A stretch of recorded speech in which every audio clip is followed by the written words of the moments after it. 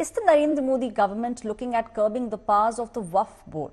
Sources have told India Today Narendra Modi government is reportedly planning to table a bill in the parliament that would curb the power of the Waqf board.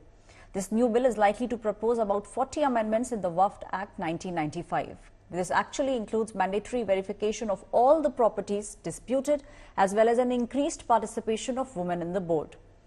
Top government sources have told India Today dangerous narrative is being peddled by certain Muslim clergy by making statements that Muslims' land will be taken away with this amendment. Centre's big Waqf overall decision has sparked a big political slugfest. The opposition netas are accusing Modi government of trying to snatch away Waqf properties and as well as their autonomy. इस्लाम के नाम पर देश का विभाजन कर लिया। इस्लाम के नाम पर जब एक देश मिल गया तो भारत की बची हुई जमीन भी कब जाओगे क्या? और फिर दूसरा एक बात करते हो भारत के संविधान की, तो भारत के संविधान के ऊपर क्या इस्लाम के कानून को तरजीह दी जाएगी? कुल मिलाकर ओवैसी जैसे लोग ये तो सिर्फ राजनीति करने वाले लोग हैं और ये कहीं ना कहीं ये सिंपैथी की राजनीति करके केवल वोट गेन करना चाहते हैं और एक समाज को यहाँ पर गुमराह करना चाहते हैं। तो इनके चक्कर में हम लोग कोई 80% समाज की अनदेखी थोड़ी ना कर सकते हैं।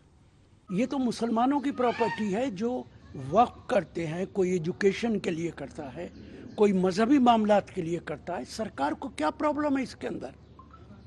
उत्तर प्रदेश की सरकार मुसलमानों के घरों पर बुलडोजर चला रही है और दिल्ली की बीजेपी सरकार, भारत सरकार ये वक्फ प्रॉपर्टी को लूटना चाहती है। मेरी अपील है चंद्रबाबू नायडू और नीतीश कुमार से कि आप लोग इसमें इंटरवीन करें, देश के लोगों की नज़रें आप पर लगी और इस कानून को रोकें। उत्तर प्रदेश के अंदर वक्फ बोर्ड उल्टे सीधे काम करता है। किसने अपॉइंट किया है? आपने अपॉइंट किया है। ईमानदार लोगों को अपॉइंट कीजिए तो वक्फ बोर्ड ठीक चलेगा। हमको बीजेपी की, आरएसएस की नीयत में ही खोट लगती है। इनको हमारी हर चीज से नफरत है। आप देख लीजिए, हमारी मस्जिद से नफरत, नमाज से नफरत, मदरसे से नफरत, हिजाब से नफरत, अब ये वक्फ पे लेके आ गए लोग। अरे वक्फ का एक्ट 1995 एग्जिस्टेंस में है, 2013 में उसमें अमेंडमेंट हो चुका है, मगर फिर भी इनको अमेंडमेंट ला के इनकी नीयत एक है कि किसी भी तरह से ये जो वक्फ की इतनी सारी प्रॉपर्टी है मुसलमानों की, उसको कम कर दिया जाए, उसको हासिल कर लिया जाए। अरे ये वक्फ की प्रॉपर्टी है। सुप्रीम कोर्ट ने कहा once a Waqf always a Waqf.